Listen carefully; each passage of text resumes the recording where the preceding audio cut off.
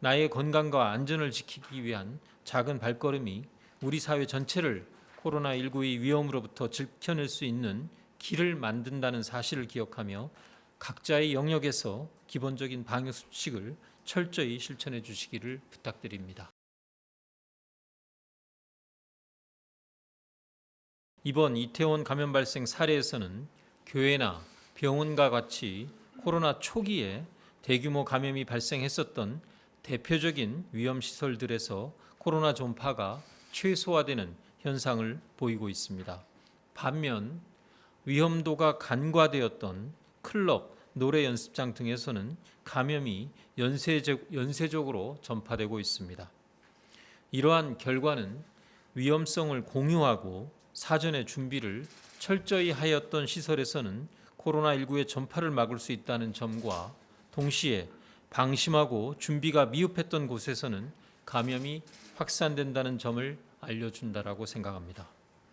또한 방역당국의 역학조사 조치가 원활하게 수행될 수 있었던 곳에서는 신속하게 추가 확산을 저지할 수 있었으나 이 조치가 늦어지거나 어려웠던 경우에는 전파를 차단하기 어렵다라는 점도 함께 보여주고 있습니다.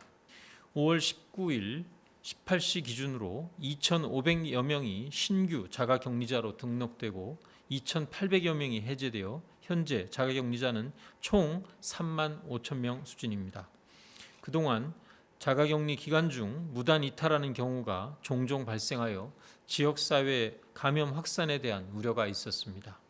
이에 따라 중대본은 자가격리자의 건강을 점검하고 이탈 여부를 면밀하게 관리하기 위하여 자가격리자 안전관리 앱, 안심밴드 등 정보통신 기술을 활용한 자가격리자 관리 방안을 도입한 바 있습니다. 특히 무단 이탈 등 자가격리 위반 관리를 강화하기 위해 중대본은 KT와 함께 안심밴드를 개발하여 4월 27일부터 도입하였습니다. 안심밴드는 자가격리자가 자가격리 앱이 설치된 휴대폰과 일정 거리 이상 떨어지거나 안심밴드의 훼손, 절단이 감지되면 이를 전담 관리자가 바로 인지하게 되는 정보통신 기술에 기반한 방역 관리 기기입니다. 한편 사우디아라비아에서는 안심밴드에 깊은 관심을 보이고 기기 10만 개 구매를 요청하였습니다. 그간 창의적인 방역 제도로 평가받은 생활치료센터나 드라이브 스루 등 다양한 선별진료소 모형 이외에 안심밴드, 자가격리 앱과 같은 정보통신 기술 관련 기기를 통해 대한민국 방역 제도의 새로운 모델을 국제사회와 공유하는 사례로 평가할 수 있습니다. 세계보건기구 집행이사회는 총 34개국으로 구성되며 3년의 임기를 수행합니다. 우리나라는 세계보건기구 가입 이후 7번째로 집행이사국에 선출되었으며 앞으로 호주, 중국, 싱가포르 통과와 함께 세계보건기구 서태평양 지역의 대표로 활동할 예정입니다. 오는 금요일부터 세계보건기구 집행이사회에 참여하며 세계보건기구의 예산 결산, 주요 사업 전략, 운영 방안 등의 수립 과정에 참여하고 세계보건기구 정책 결정 과정에서 한국과 서태평양 지역의 보건 현안이 반영되도록 주도적인 역할을 수행할 예정입니다. 지난 5월 8일 혈액 보유량이 3인분 미만으로 급감하여 혈액 수급 위기 상황에 봉착했었습니다. 혈액 부족으로 급박한 수술이나 적절한 치료를 받지 못하는 상황이 발생하지 않도록 5월 13일 브리핑을 통해 국민 여러분께 이 상황을 알리고 적극적인 헌혈 참여를 간곡히 부탁드렸습니다. 이에 따라 지난 주말에는 개인 헌혈자 수가 그전 주말에 비해 2~3배 증가하였고 여기에 힘입어 5월 16일부터는 혈액량이 4인분 이상 확보되고 있습니다. 헌혈에 참여해 주신 단체들과 국민 한 분 한 분께 깊은 감사를 드립니다.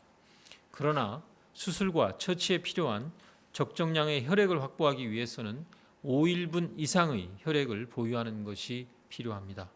국민 여러분께서 적정 수준의 혈액 확보를 위한 지속적인 관심과 협조를 부탁드립니다. 정부도 보다 안전한 체열 환경의 조성과 혈액의 적정 수급 관리를 위해 노력하겠습니다.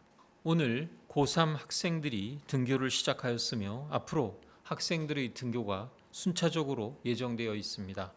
정부는 필수적인 학교 방역 조치 시행과 함께 의심 환자가 발생할 경우 학생 우선 검사, 119를 통한 긴급 이송 등 추가 확산 방지를 위해 신속한 대응 체계를 마련하고 있습니다. 이를 통해 대입 준비로 인한 긴장감을 안고 살아가는 고3 학생들에게 감염병에 대한 부담감만큼은 최소화시켜 줄 수 있게 되기를 바랍니다.